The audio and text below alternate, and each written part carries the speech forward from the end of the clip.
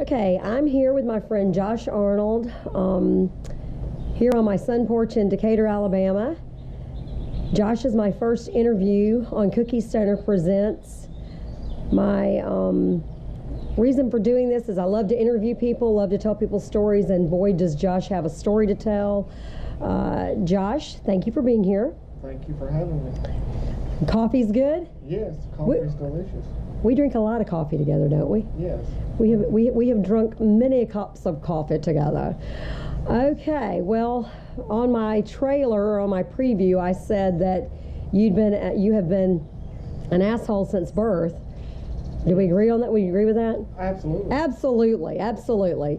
But you've been in a wheelchair since you were 15. Can you tell me a little bit, and the reason this came to wanting to interview you is you've been my dear friend for a while now. We have many long talks, and you are a man in a wheelchair. We've talked about the politically correct terms, disabled, not disabled, whatever, and the point is you're in a wheelchair. Yeah. And it is interesting, as we've said, you truly are one of the most brilliant human beings I've ever met. Wow, you're a very brilliant man. We've had many wonderful long talks, and you have with my family and been the guest of my family on many occasions. But you said something one night about how people look at you, and that got me to thinking, I'd like to hear a little bit about who you are and how you got in that chair. So tell me a little bit of the whole start. Okay. Well, I was born with cerebral palsy, and this was it wasn't diagnosed until about 18 months. You were 18 months old? Yes. Okay. It's not found. You're not born and they say, well, this child obviously has cerebral palsy, because I missed several basic developmental markers like, sitting up on time, walking, etc. I think I was past a year old, and I had, not, stood up without being assisted, and I was taken to the doctor, and they confirmed that I had cerebral palsy. And the reason that, they say you're born with it is that something has to happen at the time of birth or within a few hours. Some sort of trauma has to occur. In my case, I'm not exactly sure what that was.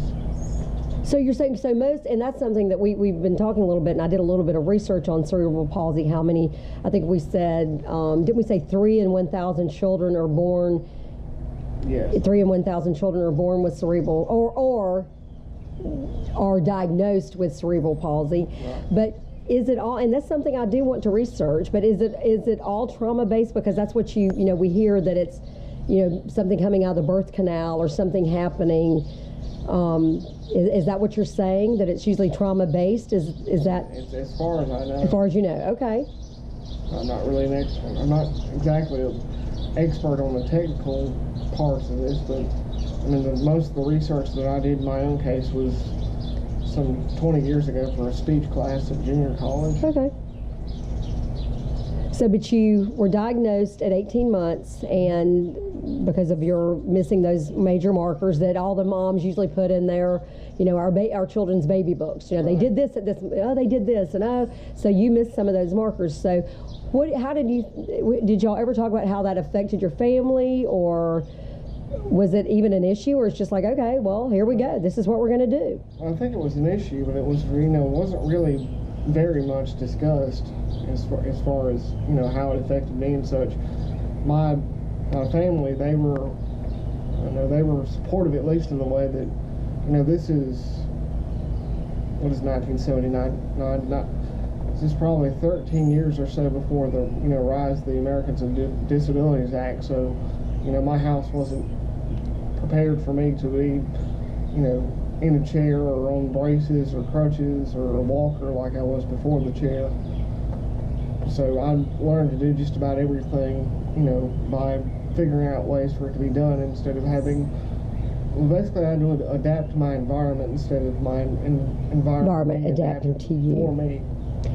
You said that about the American Disabilities Act, and not only your home, but how did that, growing up, how did that affect how you lived out in the world, and how your mother, as a child, taking you out into, public? And can you think of any?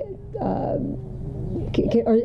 there any sort of any stories or anything that you can think of that you're like, oh, I remember that, and that was a difficult time?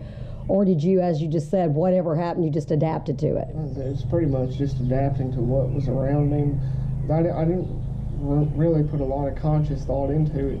You just lived, Yeah. right? Yeah. Well, because my major motive getting around outside of, I get in the chair and go out in public because it's easier. Right. If I go into your house to use the bathroom, Right. say, or if I'm in my house, I crawl. You crawl. So if I see a set of stairs, well, there's stairs. And you can scale them. Yes. Yes. Things like that. If I'm in a public bathroom that's not set up for somebody in a chair or with some other disability, for lack of a better term, Right. I just use whatever's handy. Whatever's handy, and you just make it work for you. Right.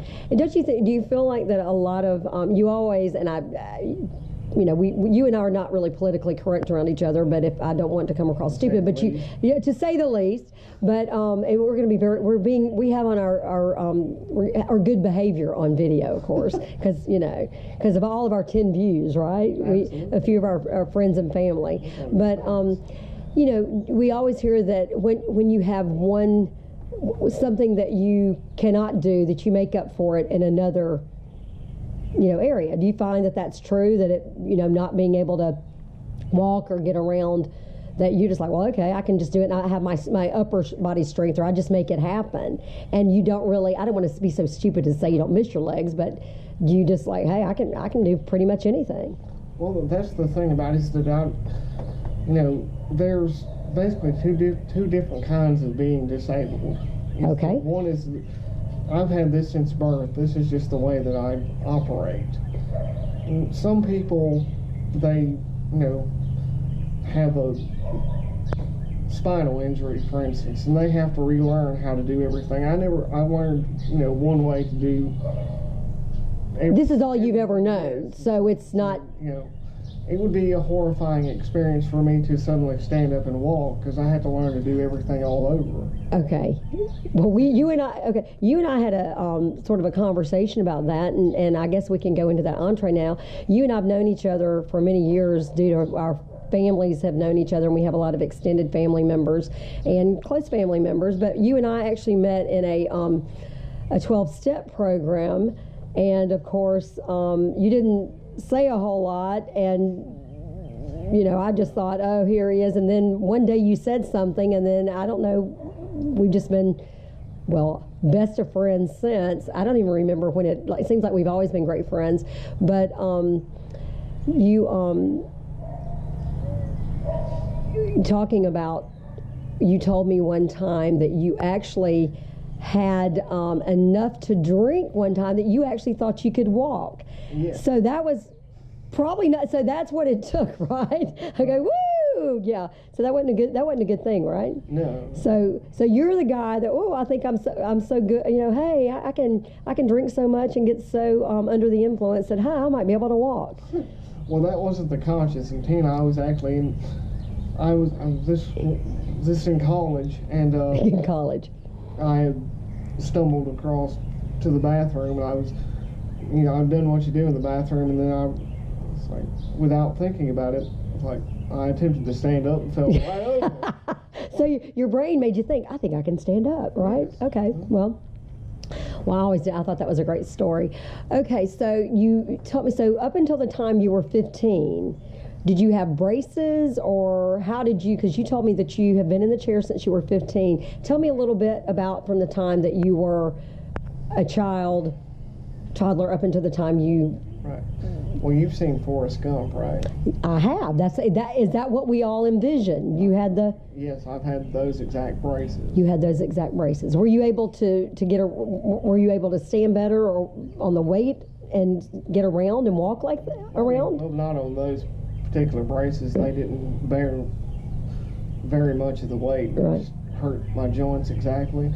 I remember I had, the first pair I had was absolute straight, rigid braces, and I have, with palsy, until I was probably 12 years old, I was 98% contracted. Now, my hand here, imagine that my hand is your hamstring. Okay. That's pretty much, that's 98% contraction right there. That's what my hamstrings were. And so I had this pair of braces that were completely rigid, no locking mechanism on the joint.